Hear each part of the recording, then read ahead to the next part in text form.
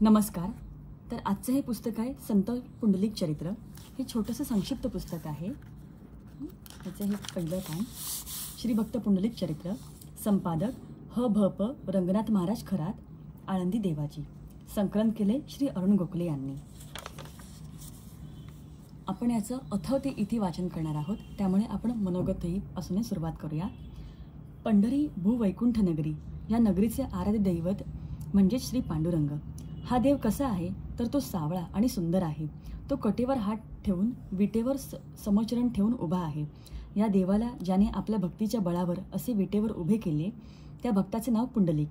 हा भक्त, ही नगरी आणि या नगरीचे हे दैवत यांच्याबद्दल माहिती जाणून घेण्याची इच्छा मनात असतानाच सद्गुरूंकडून मिळालेल्या उपासनेत जेव्हा नाथ संप्रदाय आणि भागवत संप्रदाय या दोघांची सांगड घालत संत ज्ञानदेव आणि श्री विठ्ठल यांचा संदर्भ आला, प्रापंचिकांसाठी हरिपाठाची साधी सोपी उपासना दिली गेली, तेव्हा तेवढ्यातच दृढ विश्वासाने ती आचरत असताना या पंढरी आणि पंढरीनाथाबद्दल अधिक माहिती जाणून घेण्याची इच्छा मनात जागली. आणि नेमका योगायोग असा आला की अचानक आम्हा काही भाविकांना, उपासकांना सद्गुरूंच्या सोबत पंढरीत जाण्याचा योग आला. त्यांच्यासोबत घडलेली ती पंढरीची यात्रा आम्हास अनेक गोष्टी अगदी सहजपणे त्यातील गूढतेची फोड करून सांगून गेली. त्या भेटीत ज्या ज्या गोष्टीचे जे खुलासे, जे दाखले ऐकले, पाहिले, त्याचा उपयोग हा या संत पुंडलिकाचे चरित्र व कार्य लेखनासाठी मला फार उपयुक्त ठरला आहे. तसेच पुढील जिज्ञासू वृत्तीने केलेले वाचन व शोध अभ्यास त्यांनीच त्या भेटीत वर्णन केल्या. एका छोटेखानी पोथीची प्रतही माझ्या हाती आली. श्री पांडुरंग महात्म्य या केवळ 10 अध्यायाच्या छोट्या पोथीत या पुण्यपावन अशा क्षेत्राची, त्याच्या दैवताची आणि त्यास तेथे तसा उभा करून लोकोपकार करणाऱ्या भक्तराज पुंडलिकासंदर्भात बरीच माहिती वाचायला मिळाली. या पोथीच्या दुसऱ्या अध्यायात त्या भक्तराज पुंडलिकाची कथा आली आहे. मात्र त्याचे विस्तृत असे चरित्र तसे फारसे कुठेच वाचावयास मिळाले नाही. या संदर्भात शोध घेत असताना आणखी एक गोष्ट लक्षात आली, ती श्री महिपती यांच्या भक्तविजय ग्रंथात अनेक भक्तांच्या कथा आहेत, पण त्यात पुंडलिकाची कथा नाही. या भक्तराजाची जीवनगाथा ही जरी मोठे नसली तरी त्याचे कार्य मात्र इतके मोठे आहे की त्याला तुलना नाही. या भक्तावरूनच त्या देवाचंही ते विशेष असे पुंडलिक वरदा हे विशेषण प्राप्त झाले आहे. तोच भागवत धर्माचा जयघोष झालेला आहे. अशा या भक्तराज पुंडलिकाच्या जीवन कार्याचा घेतलेला हा आढावा या लेखन कार्यास उपयुक्त ठरलेल्या सर्व संदर्भ ग्रंथ, लेख व प्रकाशित चरित्रकांचा मी अत्यंत ऋणी आहे. हे छोटेखानी पुस्तक प्रकाशित करून ते तुम्हा भक्त भाविकांच्या हाती देणाऱ्या राहुल धार्मिक ग्रंथवाङ्मय सेवा प्रकाशन आळंदी या संस्थेचा मी आभारी आहे. तुम्हा भक्ता भाविकांकडून या पुस्तकाचे स्वागत आणि स्वीकार होईल अशी आशा करतो. श्री अरुण गोखले. ही अनुक्रमणिका आहे. आता आपण अध्याय पहिला श्री भक्त पुंडलिक चरित्राचा, पुंडरीक हाच पुंडलिक, सुरुवात करूया. आपण देवळाच्या पायऱ्या चढून देवदर्शनासाठी मंदिरात जातो. सभामंडपातल्या पायाजवळच्या कासवाला नमस्कार करतो. नकळत आपला हात उंचावतो, तो घंटानादासाठी. बरं, ही घंटा तरी देवाच्या दारात गेल्यावर का वाजवायची? तर त्याला हे सांगण्यासाठी की देवा, मी आलो तुझ्या दर्शनासाठी, मला तुझं दर्शन दे. मग हलक्याच पावलांनी पुढे होत आपण पोहोचतो ते मूळ गाभाऱ्यात मंदिराजवळ. तिथे आपण देवाचे दर्शन घ्यायचे. आपण ते दर्शन घेतो, देवाची मूर्ती पाहतो. आपल्या डोळ्याला ते मूर्तीतले सगुण रूप फक्त दिसते, पण देव हा आपल्याला खरंच कळतो किंवा देव म्हणजे काय, कोण हे आपल्याला उमगतेच असे नाही. देव पाहायचा, देव समजायला सद्गुरूंची गरज असते. सद्गुरू हेच आपल्याला खऱ्या स्वरूपाचे आणि तेही यथार्थ असे दर्शन हे त्यांच्याच कृपेने आणि त्यांनीच दिलेल्या ज्ञानदृष्टीने घडवीत असतात. अर्जुनाला नाही का जेव्हा भगवान श्रीकृष्णाने त्यास खरी ज्ञानदृष्टी दिली तेव्हाच त्याला भगवंताच्या विराट अशा त्या विश्वरूपाचे दर्शन घडले. या गोष्टीसुद्धा भाग्यात असाव्या लागतात. सद्गुरूंच्या सोबत एका पंढरपूर क्षेत्राचा अभ्यास भेटीत आम्हालाही त्यांच्याच कृपेने खरा पुंडलिक हा कोण आणि खरा विठ्ठल तो कोणता हे उमगले. सद्गुरूंच्या सोबत आम्ही काही मंडळी पंढरपुरात गेलो. श्री गजानन महाराज धर्मशाळेत उतरलो. थोडे स्थिरस्थावर झालो आणि मग मात्र लगेचच त्या विठुरायाचे दर्शन ओढीने त्वरित मंदिराकडे निघालो. मंदिर दिसताच पावले तिकडे वळलीच. तेव्हा सद्गुरू म्हणाले, अरे बाबांनो, अशी घाई करू नका. असं एकदम मुख्य देवळात दर्शनाला एकदम जायचं नसतं. देवदर्शनाचीही काही पद्धत आहे. चला, आधी आपण चंद्रभागेचे स्नान किंवा निदान पाद प्रक्षालन तरी करून घेऊया. असं म्हणत बाजारपेठेतल्या सरळ रस्त्याने आम्ही खाली पूर्वेकडे चंद्रभागेच्या पात्राकडे गेलो. ती पवित्र पावन चंद्रभागा ही श्रीचरणांपासून चंद्राकृती आकारात खळखळात वाहत होती. तिच्या काठावरचं ते भक्त पुंडलिकाचं मंदिर पाहिलं, त्यावरची ती फडफडणारी भागवत धर्माची भगवी पताका पाहिली आणि सश्रद्ध मनात एकच नाद घुमला, पुंडलिक वरदा हरी विठ्ठल श्री ज्ञानदेव तुकाराम पंढरीनाथ महाराज की जय. चंद्रभागेच्या त्या पवित्र पात्रात पाय ठेवले आणि दुसऱ्या क्षणी मन कसं अगदी भक्तिगंगेने भरून आले. कोणी हातपाय धुतले, कोणी जलप्राशन करून घेतले, तर कोणी स्नानासाठी पाण्यात उतरले. आम्ही काही मंडळी सद्गुरूंच्या सोबत येऊन पात्रातील पुंडलिकाचे मंदिरात विसावलो. तिथे पुंडलिकाचे दर्शन घेतले. देव भेटविणाऱ्या त्या भक्तराजाच्या चरणावर माथा टेकला. तिथे बसलो असताना कोणा जिज्ञासू साधकाने एक प्रश्न केला, महाराज, पुंडलिकास वर देण्यासाठी हा देव इथे आला, म्हणूनच त्याला पुंडलिक वरदा असे म्हणतात ना? होय ना? होय, हा देव इथे आला तो भक्तराज पुंडलिकासाठी आणि पुढे तो इथे विसावला ते भक्त पुंडलिकासाठी. तोही कसा तर विटेवर समशरण ठेवून आणि कटीवर हात ठेवून. त्यांचे ते बोलणे ऐकले मात्र आणि आमच्या सर्वांच्या मनात नकळत अनेक प्रश्न उभे राहिले. त्यातला पहिला प्रश्न हा की भक्तराज पुंडलिक हा कोण? देव यांच्यासाठी इथे आला म्हणजे काय? कसा आणि का आणि केव्हा? त्यावर सर्वांच्या चेहऱ्यावरील ते प्रश्नार्थक भाव पाहून सद्गुरू म्हणाले, हे पहा, मला माहीत आहे तुमच्या मनात कोणते प्रश्न उभे राहिलेत ते. जरा धीर धरा, मी एक एक करून तुम्हा सर्व गोष्टींचा उलगडा करणार आहे, पण तोही टप्प्याटप्प्याने. आता तुम्ही मला हे सांगा की संत नामदेवरायांनी श्री विठ्ठलाची जी आरती केली आहे तिचे ध्रुवपद काय आहे? तर युगे 28 विटेवरी उभा, वामांगी रखमाई दिसे दिव्य शोभा, पुंडलिकाची भेटी परब्रह्म आलेगा, चरणी वाहे भीमा उद्धरी जगा. याचा अर्थ काय की हा विठ्ठल इथे गेल्या 28 युगापासून आलेला आहे. ही पंढरी नगरी फार पुरातन आहे. तिचं अस्तित्व हे अनादिकालापासून आहे. याला म्हणायला पुरावा म्हणजे संत नामदेवरायांचेच अभंग. ते आपल्याला एका अभंगात या क्षेत्राबद्दल काय म्हणतात पहा. आधी रचली पंढरी मग वैकुंठ नगरी, जेव्हा नव्हती गोदागंगा तेव्हा होती चंद्रभागा, जेव्हा नव्हते चराचर तेव्हा होते पंढरपूर. म्हणजेच पंढरपूर हे आदिकालापासून आहे. कदाचित कालानुरूप या जागेची नावे वेगवेगळी पडली असतील, रूढ झाली असेल, पण हे स्थान, ही पवित्र भूमी मात्र निश्चितच फार पुरातन आहे, यात शंका नाही. आता दुसरी गोष्ट अशी की हा देव इथे पुंडलिकासाठी आला आणि पुंडलिकासाठी तो विसावला. हा काय प्रकार आहे हीच तुमची शंका आहे ना? तर त्याचं उत्तर सांगण्याआधी एक गोष्ट इथे आवर्जून स्पष्ट करावी लागेल की भक्तीच्या प्रांतात तुमच्या श्रद्धेला, निष्ठेला फार मोल असते. पंढरीत हा पांडुरंग कसा, का आणि कोणासाठी प्रगटला हा भाग समजून घेताना स्थळ, काळ, वेळ यात गुरफटून चालणार नाही. हा भाग श्रद्धेने समजून घ्यायला हवा.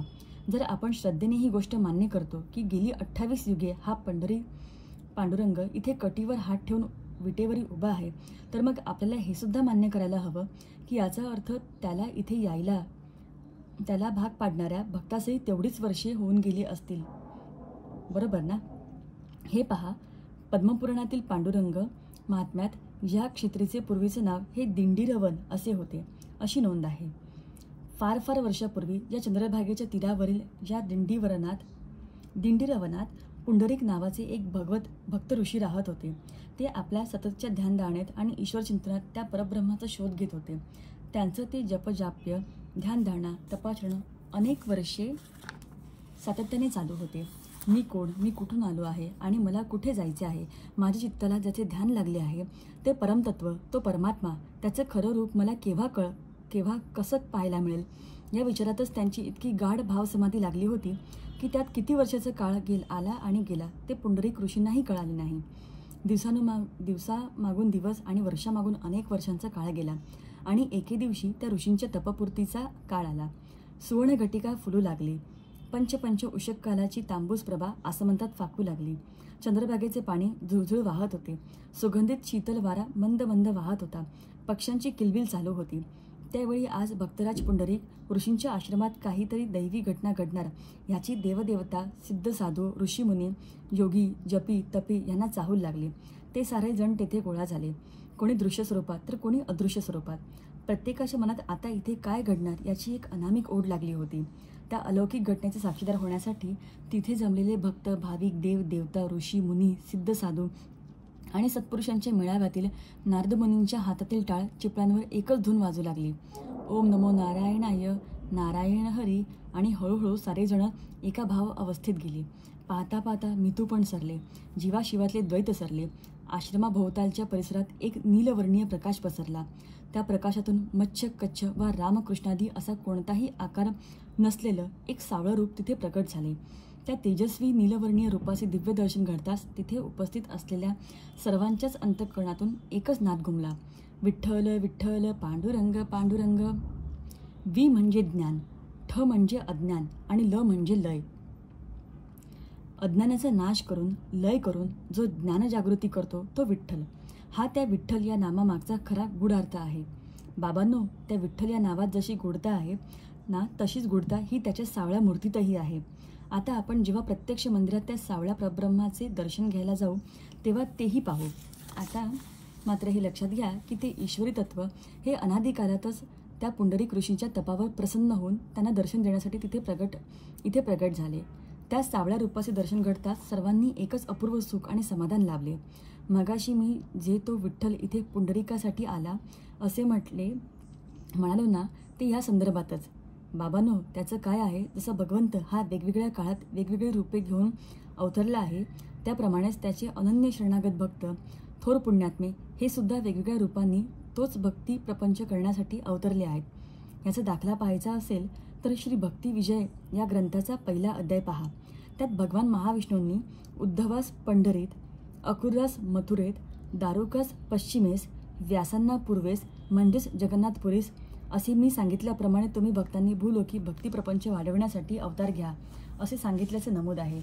यावरूनच मला असे म्हणावेसे वाटते की त्या पुंडलिक ऋषी महात्म्यानेच पुढे आपल्यास ज्ञात असलेल्या आणि मान्य असलेल्या पुंडलिकाचा अवतार घेतला नसेल. कशावरून? कारण ज्याने गेली 28 युगे ते सावळे परब्रह्म त्या विटेवर उभे करून ठेवले आहे, त्या पुंडलिकाच्या गाठीशी त्याच्या गतजन्मांतरीचे बरेच मोठे पुण्य गाठीस असल्याशिवाय भगवंत त्या भक्ताच्या ऋणी होणार नाही. इतिहास या संदर्भात काय सांगतो याचा विचार करायला गेलं तर आपण असे लक्षात येईल की जेव्हापासून आपल्या या महाराष्ट्रात श्री विठ्ठल भक्तीचा प्रारंभ झाला तोच पुंडलिकाचा काळ असे आपल्याला मानावे लागेल. संत ज्ञानदेवाच्या पूर्वीपासून महाराष्ट्रात विठ्ठल भक्ती सुरू होती हे त्यांच्याच चरित्रातील त्यांच्या पूर्वजांचा इतिहास विचारात घेता लक्षात येते. म्हणजेच असे म्हणता येईल की साधारण शके 1100 पासून ही विठ्ठल भक्तीची धारा महाराष्ट्रात वाहत आहे. या मतास पुष्टी देणारे कालनिर्देशक शिलालेख हे आजही पंढरपुरातील मंदिरात आहे. शके 1911 ते 1995 मधील देवळातल्या 84च्या शिलालेख तसेच देवालयाच्या 16 खांबी मंडपाच्या तुळईवर शके 1159 असा कोरलेला कालावधी. यावरून आपल्याला असे म्हणता येईल की साधारण 11व्या आणि 12व्या शतकाच्या कालावधीत हा भक्त पुंडलिकाचा अवतार आणि त्याच्यासाठी विठ्ठलाचे ते तसे वेटेवर समोचरण ठेवून उभे राहणे झाले आहे. चला तर आपण आधी त्या पुंडलिका संदर्भातल्या काही महत्त्वपूर्ण घटना प्रसंग जाणून घेऊया आणि मग त्याने स्वतः भक्तिबळावर उभारलेल्या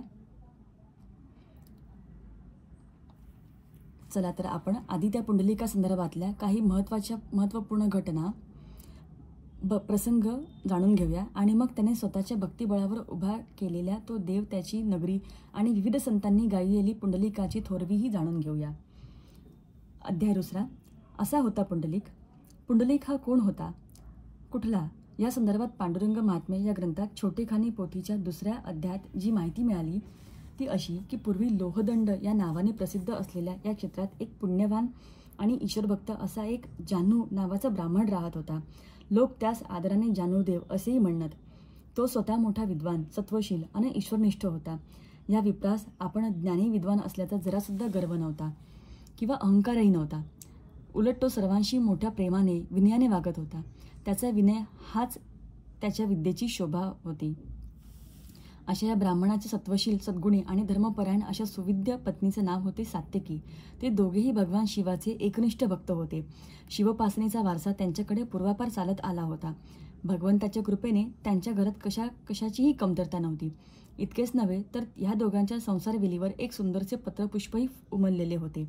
त्या मुलाचे नाव होते पुंडलिक. वास्तविक पाहता अशा सद्गुणी आणि सत्वशील मातापित्यांच्या पोटी तसा सद्गुणी आणि सद्वर्तनी पुत्र हा जन्मास यायला हवा होता. पण त्या दोघांचे दोघांचे कोणास ठाऊक कोणत्या जन्मीचे आणि कोणते पाप पोटी आले, आणि म्हणूनच की काय त्यांच्या पोटी पुंडलिकाच्या रूपाने असा पुत्र जन्मास आला होता, जणू काही तुळशी वृंदावनामध्ये उगवलेलं भांगेचे रोपटे. पुंडलिक हा असा होता की जो कधीच आपल्या आईवडिलांचे ऐकायचा नाही, त्याचा शब्द पाळायचा नाही, त्यांच्याशी 4 शब्द प्रेमाने बोलायचा नाही. तो त्यांना नेहमी उलट उत्तरे द्यायचा, त्यांचा अपमान करायचा, आपल्या मनास येईल तसे वागायचा. प्रथम लहान आहे, जरा मोठा झाला की सुधारेल ह्या कल्पनेने सात्यकी माता आणि जानुदेव पिता यांनीही त्याच्या सर्व दुर्गुणांकडे कानाडोळा केला. आपल्या परीने त्यास आंजरण गोंजरण समजावून सांगण्याच्या परोपरीने खूप प्रयत्न केला, पण सारे कसे व्हायचे तर उपड्या घड्यावर पाणी. त्यांनीच त्याला समजावून सांगण्याचा, चांगलं शिकवण्याचा प्रयत्न केला, पण त्याचा काहीही उपयोग झाला नाही. उलट जसे जसे त्याचे वय वाढत गेले, जसा तो घरातून बाहेरच्या जगात गेला, इतर 4 लोकांच्या बरोबर उठू बसू लागला, तसे तर त्याचे वर्तन अधिकच बिघडले. त्याच्या चालण्या बोलण्याचा सारा ताळतंत्रच एकदम बिघडला. वाढत्या वयाबरोबर एकुलता एक पोर हाताबाहेर जातोय. तो स्वतःच्या मनासारखे वाटेल तसे वागतोय, कोणाचाही विचार करत नाही. तो आपल्या प्रत्यक्ष जन्मदात्यांचाही आदर न करता त्यांचा अनादर, अवमान, अवहेलना करतोय. त्याच्या दुर्गुणांबरोबरच त्यास दुर्व्यसनेही लागण्याची भीती वाढते आहे. हे जेव्हा मातापित्यास जाणवले, तेव्हा त्या दोघांनी पोक्तपणे असा विचार केला की आपण आता लवकरच ह्याच्या पायात लग्नाची बेडी अडकवावी. त्याने तरी त्याला घरदाराची, माणसांची, प्रेमाची ओढ लागेल. अंगावर प्रपंचाची जबाबदारी पडली म्हणजे तो सुधारेल, असा विचार करून त्यांनी एक सोयरीक ठरवली आणि पुंडलिकाचा विवाह करून दिला. इकडे त्याचा विवाह झाला आणि त्यानंतर त्याच्या वर्तनात सुधारणा होण्याऐवजी तो अधिकच बिघडला. आधीच त्याला आईवडिलांबद्दल फारसे प्रेम हे वाटत तर नव्हतेच, त्यात आता बायकोची भर पडली. तो तिच्या नादाने त्या वृद्ध मातापित्यास तर अधिकच वाईटपणे वागवू लागला. त्याच्या पूर्वीच्या अवमान, अनादर याच्यात आता अपशब्द वापरणे, नाना क्लेश देणे, मानसिक यातना पोचविणे यांची आणखीनच भर पडली. बरं, पत्नीचे रूप, लावण्य आणि तारुण्य याने तो तिच्या आहारी इतका गेला की आता एकऐवजी दोघे त्यांची अवहेलना करू लागले. या साऱ्या प्रकाराने ते सात्विक सद्गुणी साधी सरळ माणसे इतकी दुखावली गेली की त्यांना आता स्वतःचे ते तसे जगणेही नकोसे वाटू लागले. पण त्या दोघांही दुर्दैवी जीवांचा नाईलाज होता. त्यातच वृद्धत्व त्यांना हे सारं मुकाटपणे सहन करायला भाग पाडत होतं. वास्तविक आपल्या वृद्ध मातापित्यांची सेवा, त्यांची देखभाल, त्यांची यथोचित काळजी घेणं हे प्रत्येक मुलाचे कर्तव्य आहे. तो त्याचा धर्म आहे. पण पुंडलिक हे काहीच करत नव्हता. उलट तो आईस, म्हातारे, अगं तुम्ही दोघं कशाला जिवंत राहिला आहात? तुम्ही एकदाची मरून का जात नाही? तुम्ही मेलात तर मी सुखी होईन, आनंदी होईन असे म्हणायला कमी करायचं नाही. बरं, त्या दोघ्या म्हाताऱ्या वृद्ध आणि पोरगा विचारित नाही अशा दाम्पत्याने आधार तरी कोणाचा घ्यायचा? मुलगा नाही तर नाही, सून तरी थोडी काळजी घेईल म्हणावी तर ती सुद्धा नाही. तीही पतीच्या अधीन. जिथे पोरालाच आपल्या जन्मदात्याबद्दल प्रेम नाही, आस्था नाही, जिव्हाळा नाही, तिथे त्या परक्याच्या घराच्या पोरीकडून तरी त्या गोष्टीची अपेक्षा करण्यात काय अर्थ होता? नाही म्हणायला माणुसकीच्या नात्याने तिला त्या दोघांची कणव यायची, पण ती सुद्धा नवऱ्याच्या ताब्यातली, त्यामुळे तिलाही काही विशेष स्वातंत्र्य नव्हते. ती आपली सकाळ संध्याकाळ 4 भाकरी भाजीचे घास कसे का होईना त्यांना खाऊ घालीत होती. म्हणून ते वृद्ध जीव कुडी धरून तरी होते. कधी आपल्याला ह्या दुर्भाग्याबद्दल देवाला जाब विचारेत की हे देवा, असे आम्ही तुझ्या कोणत्या सेवेत कमी पडलो म्हणून तू हे आम्हाला असे दिवस दाखवतो आहेस? नाही म्हणाल्या दोघांच्या डोक्यावर अजून तरी घराचं छप्पर मात्र टिकून होतं. इतकंच त्यातलं काय ते समाधान. काशी यात्रेची इच्छा. अध्याय 3. अशीच एक संध्याकाळ. त्यावेळी जानू ब्राह्मण आणि सात्यकी या दोघांच्या कानावर टाळाचा आवाज आला. त्या पाठोपाठ ओम नमो श्री काशी विश्वनाथ बाबा की जय असे शब्द कानी आले. त्यांनी कान टवकारले. जानुदेव विप्रदडडीत दाराशी आला आणि काय गडबड आहे ते पाहू लागला. तेव्हा त्याला काशी यात्रेस निघालेला एक भला मोठा भक्त भाविकांचा पोहा म्हणजे समुदाय हा काशी यात्रेस दारावरून चाललाय हे दिसले. ती यात्रेकरू मंडळी मुक्कामासाठी त्याच्या गावात आली होती. ते काशी बाबा विश्वनाथ हे शब्द कानी पडताच आणि आपल्यासारखेच काही आर्त जीव त्या यात्रेत जाताना पाहून त्यांच्याही मनात विचार आला की आपल्यालाही असं ईश्वराचं नाम घेत काशी यात्रेत जाता आलं तर निदान या जन्माचं सार्थक तरी होईल. तेव्हा सात्यकी आपल्या पतीस म्हणाली, अहो ऐकताय का, आपण विचारू का पुंडलिकाला? कदाचित तो आपल्याला घेऊनही जाईल काशीला. ती बघा, इतर मुले नाही का आपल्या वृद्ध माता पित्यास काशी यात्रा घडवून पदरी पुण्य जोडत आहेत. आपण विचारूया पुंडलिकाला की आम्हालाही तू काशीस घेऊन जातोस का?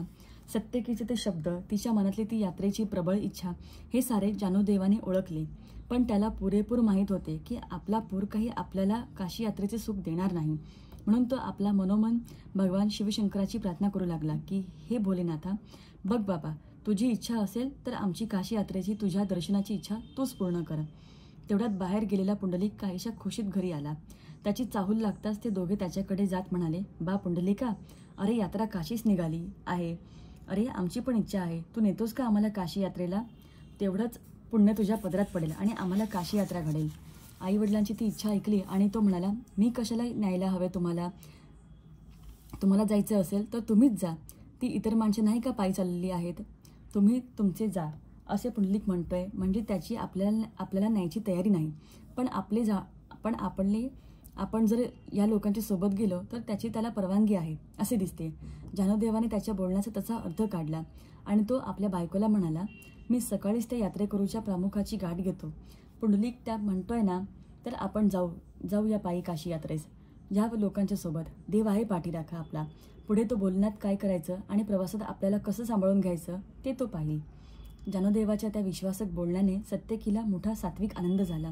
तिच्या वृद्ध हातापायात जणू एक नवीन चेतना झाली. ऐकलत का? उद्या विचारायचं तुम्ही त्यांना. निदान आपण तरी जाऊयात त्या काशी यात्रेस, ती एका आंतरिक ओढीने म्हणाली. पुंडलिकाने आपल्या आईवडिलांना ती तशी काशीला जायची परवानगी इतक्या सहजासहजी कशी दिली याचं पुंडलिकाच्या बायकोलाही थोडंसं आश्चर्य वाटलं. तिने रात्री निसताना त्याला विचारले. त्यावर तो दबक्या आवाजात म्हणाला, अगं जातायत ना म्हातारी, मग जाऊ देत ना. तेवढीच आपल्या दोघांना मोकळीक मिळेल जरा होसमोस करायला. त्याचा तो विचार ऐकला आणि तिलाही थोडे बरेच वाटले. झाले. दुसऱ्या दिवशी जानूदेव जाऊन त्या लोकांना भेटून आला. त्यांनी परवानगी देताच त्या दोघांनीही लगेच आपापली तयारी केली. सुनेनेही काय हवे नको ते पाहिले. सोबत 4 कपडे आणि 2 पुरचुंड्या दिल्या आणि त्या दोघा म्हातारीची त्या लोकांबरोबर काशी यात्रेस पायी रवानगी केली. ते दोघेजण त्या काशी यात्रेच्या पोह्याबरोबर तीर्थयात्रेस पायी निघून गेले. जाताना त्यांनी हात उंचावून, बा पुंडलिका, तुझे कल्याण होऊ दे रे, असा त्याच तोंड भरून आशीर्वादही दिला. दुसऱ्या दिवशी सकाळीच यात्रेकरूंचा तो पोहा त्या पुंडलिकाच्या वृद्ध मातापित्यांसह पुढील प्रवासासाठी शिवनामाचा गजर करीत निघून गेला.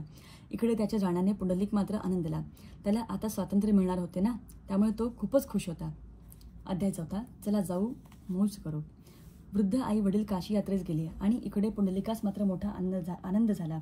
आता त्याचा तो मौज मजा करायला तो अगदी मुक्त होता. 3-4 दिवस असेच मजेत गेले आणि पाठीमागून आणखी एक यात्रेकरूंचा पोहा अर्थात समुदाय हा त्याच्या गावात आला. यावेळी पुंडलिकाला मात्र त्या गर्दीत तरुण मंडळी जास्त दिसली. चौकशी अंती त्याला असे कळले की ही मंडळी पण काशी यात्रेसच निघाली आहे, पण ती अगदी मौज मजा करीत. मग काय, पुंडलिकानेही मनोमन असाच विचार केला की आपण सुद्धा आपल्या बायकोसोबत घेऊन या लोकांबरोबर मौज मजा करीत प्रवासाचा आनंद लुटीत यात्रेस जाऊया. त्याने घरी येऊन ती बातमी आपल्या बायकोस दिली. तिला मोठा आनंद झाला. ती लगबगीने तयारीला लागली. झाले. त्याने त्या लोकांची गाठ घेतली, चौकशा केल्या, प्रवास कसा करायचा आहे हे सांगितले. त्याने इतक्या दूरवरच्या प्रवासात चालण्याचे फार श्रम नकोत म्हणून दोघांसाठी 2 घोडे घेतले.